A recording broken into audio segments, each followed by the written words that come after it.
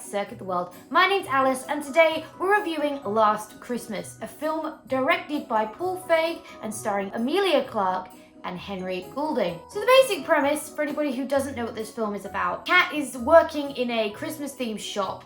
She's kind of down in the dumps, not really happy with her life, doesn't really give a shit basically. She kind of drinks herself into somebody else's bed every night and has a really kind of downbeat view of the world.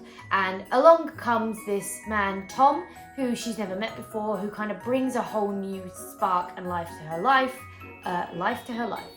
Who brings this whole new lease of life to her and kind of gets her to appreciate life a little bit more and appreciate those around her and kind of realize that she's not so downtrodden and there are people more downtrodden than her and she could do much to help them out. I think the main message of the film is we are happiest when we're helping others, which is really kind of what it pushes for the entire film. From this point on, there are spoilers, and I say this because this one contains a massive spoiler for this film.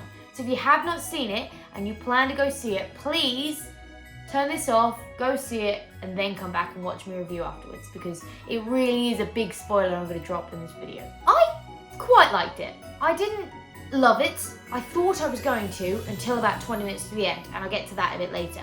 It dealt with a lot of modern issues that I thought it was very brave to take on, and a lot of producers and film directors and stories and production companies would have said, no, we're not going there, it's too controversial, or can be too controversial. For example, it tackles mental health quite well. It tackles Brexit, which I'm sure you know what that is, but in case you don't, it's the whole thing about the United Kingdom leaving the European Union. Homelessness. It tackles some really modern issues which I'd have thought they would have run from. So I'm actually quite happy that they tackled them, because they didn't just tackle them, they tackled them very well and very tactfully and very cleverly to kind of say, look, we know this is a thing that happens and we know this isn't a one-shot fix for everybody, but we're kind of bringing the discussion forwards. We're bringing these things to light. Kind of say we know these problems are out there. The theme of homelessness comes up quite a bit actually, because at the beginning of the film, Kate is running around with her suitcase, kind of bouncing from friend to friend, in which she's only managing to stay with for about 2 weeks before they kick her out for being a nuisance. Because she's drinking a lot, she's sleeping around, she's bringing random people into the house, lifestyle stuff. She just doesn't really have any care or respect for herself or anyone around her. So she starts off homeless, kind of spends the whole first day at work trying to find a new place to stay, which she does. This goes on, it kind of just sets her up as being, you know, she's basically wants to be an actress. She's trying to break into the acting trade, which is very, very difficult. She's always running late for things, she's always missed things, all lifestyle stuff. So she's not in a great place and she doesn't have a lot of self-respect. So that amplifies out onto everybody else she interacts with and as such. Then she meets Tom, who is this guy. You don't really find out a lot about Tom. He arrives on a bicycle, he doesn't have a phone, and he has a very positive outlook on life. To a point where you'd be like, all right, mate, calm down. Life's not always this good. You can have a down day. You don't have to be happy all the time. But he just seems to be buzzy and chirpy and happy and everything's amazing all the time. And that does have a really positive effect on Kate, who then starts to kind of want to see him more, but obviously she can't contact him at all because he has no phone. And it was at this point I started to think there's something sus about him. And whenever their relationship started to seem to be like it was developing, he'd kind of take a step back. And I sat there and I thought, he's probably married. Maybe he's married and he travels into London for work. And doesn't live in the city, and that's why he won't have her stay with him, and that's why he won't be fully committed to this relationship because he's married, or I thought maybe he has a kid or something like this. And this is the big spoiler, because this threw me for 6, and this is the whole reason I don't love the film. One of the reasons Kate has this kind of depression and this not giving a shit about life is because she had a heart failure. And she was rushed to hospital at Christmas time and had to have a heart transplant. And there's a part in the film that's really moving, and it's the part where they really handle mental illness quite well. It's where she's sat talking to Tom about this and explaining like what happened. And she's saying like, it feels like they took a part of me out and put something else in, and I know it's not me and it doesn't feel like me, and I feel like there's a part of me missing. And it's really interesting because it's a quite literal yes, but there's also that part of what that can psychologically do to someone and how it can feel like you're whole but you're not whole. And that feeling itself is something that I think a lot of people can resonate with. Feeling like there's something missing, feeling like there's a part of you missing. And it really is tough to kind of deal with, and it does change who you are, how you behave, and how you react to the world. That was really, really good, the way they handled that, and I thought they didn't kind of go whole hog on it, but they touched on it enough for me to sit there and think, wow, okay, this is a modern film, and they're tackling, they're not running away from modern issues, because mental illness is still something a lot of people don't want to talk about, but should talk about, or a lot of people don't understand because it's one of those pains that you can't see. Like if I walk into a wall and bump my head, you can visibly see that. That's physical pain. You can see why I'd be in agony.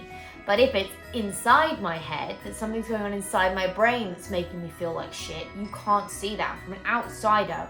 For some people, they find it very, very difficult to comprehend that and to know what to do with that and to know how to deal with that. And let me get this straight, the discussion of mental health now to what it was at the beginning of the decade is fantastically different. It's a lot more of an open conversation, and a lot more people are aware of it, and a lot more people who maybe in the past wouldn't have strove for the help they needed are striving for that help they need because they understand more what they're trying to deal with. It kind of gave the impression that it knows mental health is a thing and self-care is a thing, but at the same time wasn't going to ram it in your face. And I think they did that really, really well. I really, really like the way they handled that. However, it turns out that when she had her heart transplant, Tom, who is the guy I thought was married, had a kid, was some kind of guardian angel that wasn't real. My head was going crazy with theories about what this guy actually was because I just didn't think he was exactly who he was saying he was. Turns out he was the guy whose heart Kate had in the transplant. So it transpires that Christmas she got taken ill, he was on his bike and gets hit by a bus. So he kind of gets killed outright. He's pretty much dead, but he's a donor. So they take his heart and put it in Kate. And so the reason she can see, feel, and talk to this guy is because she has his heart. I was willing to suspend my disbelief on that when it first came out, because it comes out because she's looking for Tom. She hasn't heard from Tom for a while, so she goes back to his apartment where they've been before, and there's a guy in there who's showing around to sell the flat. And it turns out he's selling the flat because the previous owner died, so they have to sell the flat. Previous owner being Tom, who's died, who's Kate's heart, large stuff. So it kind of then gives you a flashback of all of the moments they've had together. So there's a moment where they're ice skating, there's a moment where they're sitting in the park having lunch, and it re-flashes back, showing you all of those moments, but showing them with Kate on her own, because Kate was always on her own, and kind of had this guy within her that was helping her out the way. And I was at the end of the film, she doesn't find anyone to be with. She just spends the time with her family, and her family accept her sister's partner, which I also like, because once again, it's a very modern. I know some people think, oh, here we go again, they've done it again. But I think that the way they handled these things and kind of the way they modernized the film, they did really, really well, and they did strive it out really, really well. I just didn't like that twist. I feel like there could have been so many other ways they did it. And then you think about it, and it's called Last Christmas, the song, Last Christmas, I Gave You My Heart. And I was like, that's way too on the nose for this. I don't like the way you did that. I feel like they could have had him be a guardian angel. I'd have been much more on board with that. Because it's a Christmas film. There's a little bit of whimsical, there's a little bit of magic, and that's the way it works. But that's the thing about it that I did not like. It felt to me like they built so much, and they kind of shown her being a bit dependent on him, and him being like, I need you to not depend on me. You need to not depend on me because I'm not always going to be here. And that I think was really good, and that kind of stuff was very, very good. But then I just felt like it completely undercut itself, because not only did you get that reveal, which was fine, and I was happy, and I was like, you know what, I will take it for now. But then they went back and they revisited it, and there he was again. And at that point I was like, you've gone too far. You either got to leave it there in that he was a figment of her imagination, and that's why I don't feel the need to spoon feed me everything, to explain everything out to me. Let me sit and digest it. Let me have an explanation to that my own way. Because it was there was a line that was like, why can I feel you? You feel so real. And he was like, because I'm in here. Ugh!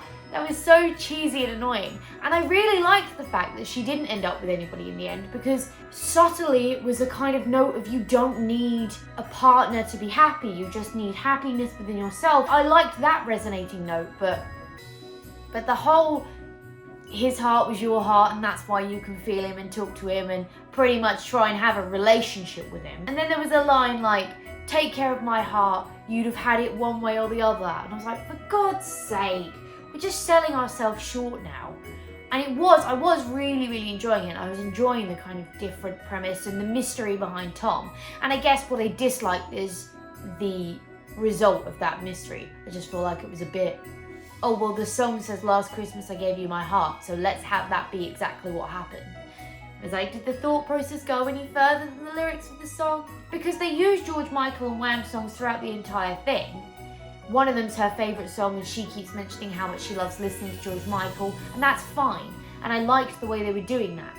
And in the end, the last song she sings is obviously Last Christmas at the, she puts on a little show to raise money for the homeless people and have them perform with her, and that's the song they perform. And I was all happy with that. But this was the only lyric that was literally taken as literally as it was written. But that's my thoughts on the film. Let me know what you thought in the coffee pot down below. If you liked Tom's revelation, if you didn't like Tom's revelation, if you thought it was a great Christmas film, if you thought it absolutely stank. Let me know your thoughts, I'd love to hear. Thank you so much for hanging out with me today. It's been an absolute blast as always. If you enjoyed this video, go show that like button some Christmas love. And if you want to support the channel, go hit subscribe and ring that bell so you don't miss next time I upload a video. Stay awesome, and I will see you all in the next video!